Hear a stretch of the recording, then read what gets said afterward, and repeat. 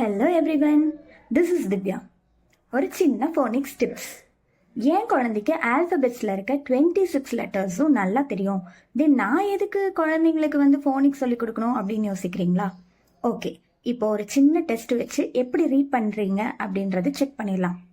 For example, PAT, PAT, PAT word make பண்ண முடியுதா? Next word KIN, KIN, KIN read பண்ண முடியுதா? No. Alphabets, that is letter names. Letters names வச்சு you can't read any words. Now we try to read the words by using letter sounds. இப்போ letter sounds வச்சு நம்ம words எப்படி frame பண்ணுறதுன்றது பார்க்கலாம். P A T, P A T, P A T, pat.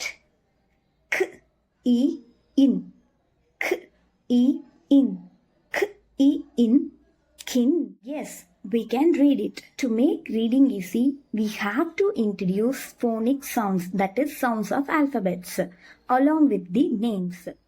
For more phonics tips, follow me. Bye.